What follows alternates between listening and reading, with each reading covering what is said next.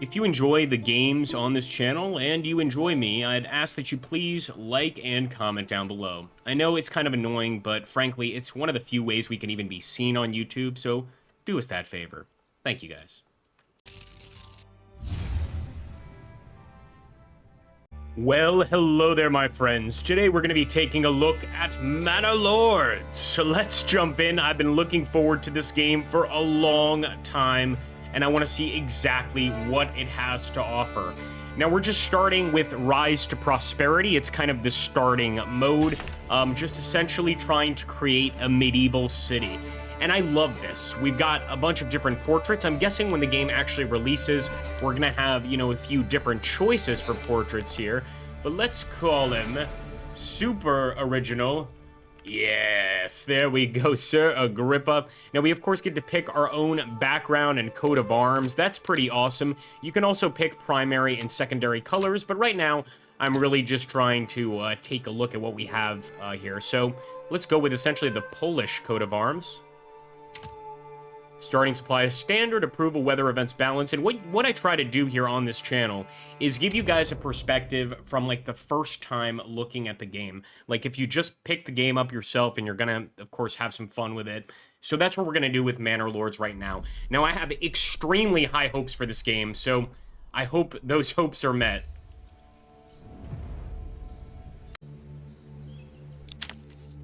Alright, there's a fire at the heart of every settlement, a bastion of safety, warmth, and light against the darkness of the world. So, the goal here, I guess, we have to get a granary, a logging camp, a hunting camp, and a storehouse.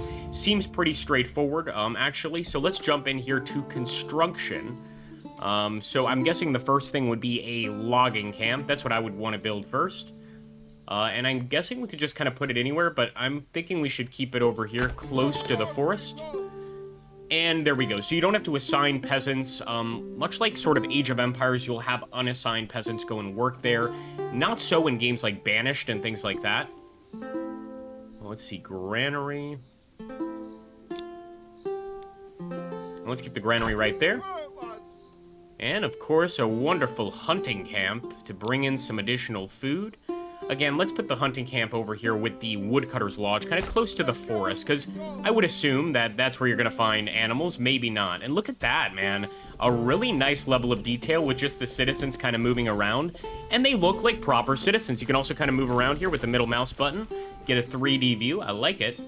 So let's get those things up order. That's the one thing we forgot, and I believe it's going to be the storehouse, right? Let's get that storehouse up and running. And let's keep the storehouse fairly close to the center of town.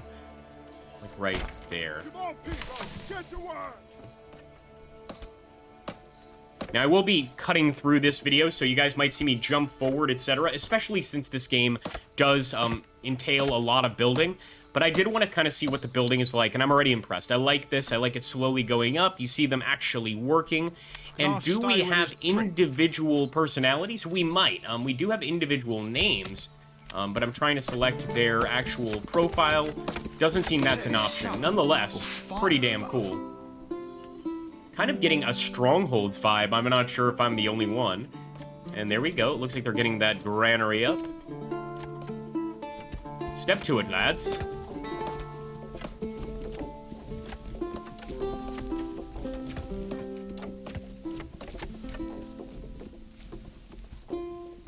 Let's go a little bit forward in time, my friends, and we also have cottages that we need to build, so I'm just going to get things kind of running here, and then we will return and see how we progressed. Alright guys, it looks like we got the first quest completed here. Now we need to get a well and a burgage plot. I'm not sure what this is. Let's take a look at what that even is. Alright, a burgage plot. Well, that's going to be new for me, but I'm pretty sure I know what a well is, so let's try and find that well. Wouldn't it be in gathering? I would think so. So let's just take forager hut, a hunting camp. There is so much here to actually choose from, which I really like, and I'm guessing these are sort of only the initial choices. Storehouse, granary, hitching post, village life. Had to be. So the well should go right in the center of town somewhere. Oh, it's got to be placed in a water vein. And look at that. I love that, guys. So we actually get water veins letting us know where there is water underground. And that's such a level of detail that you would have to know in this sort of time period. I love that, man. Now, for a burgage plot, okay, so it's just a little plot of land that provides housing for one family. And look at this. So some buildings have flexible borders. If we place 4 points to designate an area, the cursor will snap to the roads on other plots. That's awesome. So this is kind of similar to, I don't know if you guys played Anno 1800, but it's similar to this, where there are ways to sort of section your sort of buildings together so that it looks more appropriate, let's say. So that would be 2 plots right there. That's pretty awesome. All right, let's try that. And we are going to construct. Hey. Humble beginnings, but already looking interesting. And I'm going to do the same thing I just did. I'm simply going to return when we get these plots up, and you'll see yet another part of village life. Not to mention that we have also assigned workers to these other buildings, with the exception being the storehouse here. I'm going to make sure to send one over there and get some assistance, but we do need a worker getting those plots up as quickly as possible. Be right back, folks, and let me know in the comments down below, what do you guys think of the visuals so far? I think they're breathtaking, and I haven't even tried to discover like how far we can go, but look at this. Stone deposit, we've got wild animals over here, we can go downhill, uphill. I can only imagine, man, but I think it's looking absolutely beautiful at the moment. So we can see here, and this is quite interesting, unfortunately we don't get to do it here in the demo, but there is a conquest mode. So that's kind of what's being looked at, and you could just see all of these different territories that we would be able to conquer, of course. It's pretty amazing, really. All right, so look at that. We do have additional peasants coming to our village. We just need to make sure that we keep these supplies up and running. Hungry and cold peasants can rebel. I absolutely love that. Just want to make sure, do we have anybody at the hunting camp? Well, that's why. We definitely need to get somebody at the hunting camp. In fact, 2 people at the hunting camp.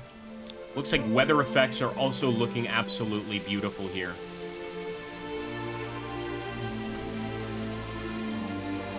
Well, guys, it looks like we're doing pretty well so far. But as you can see, we actually still need to get stalls up. It seems that our people can't actually get their products unless we provide those stalls. And I really think this is pretty damn awesome.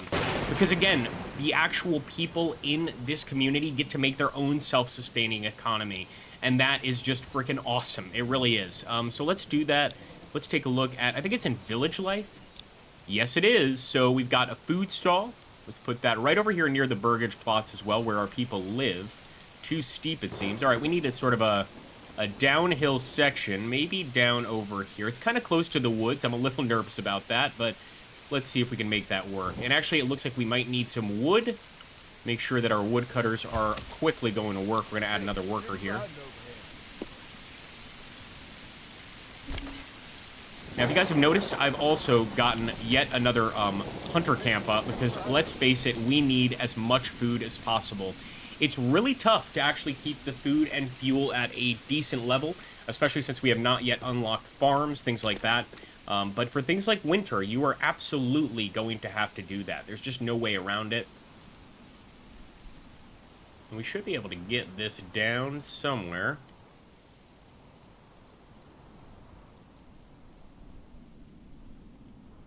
I would hate to have to build it all the way over here. Now, that can't be right. So let's try and do the burgage plot level 2.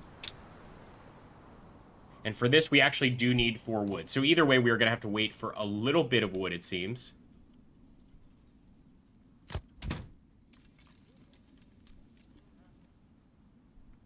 So all the green requirements must be met. They need more entertainment, and they need more health. Let's take a look here. Got a little vegetable garden.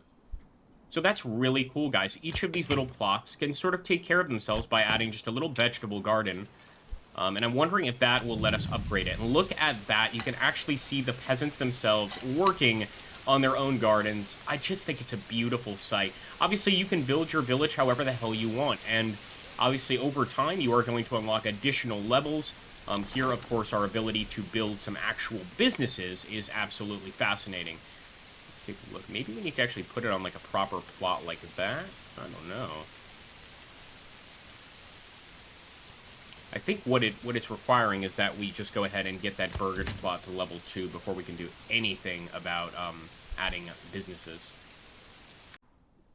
Well, guys, again, it's just a demo, so currently we can't, it seemed, to unlock the actual businesses. I did put up a tavern here, a beautiful tavern, with some additional grain, which we can get up, although not now that winter is coming. We can actually supply that tavern with regular barley, grain, etc., which it can use to make alcohol. But again, this is a very early construction of the game. I just wanted to show it off to you guys, do a little bit of a gameplay video. I hope you guys have enjoyed so far. I would love to play some more here and kind of, you know, discover what Manor Lords has to offer even past this.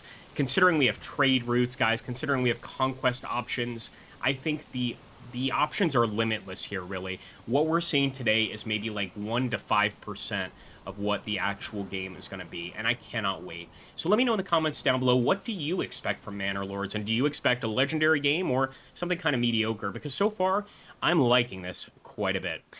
Let me know in the comments below, guys, and I'll catch you on the next video.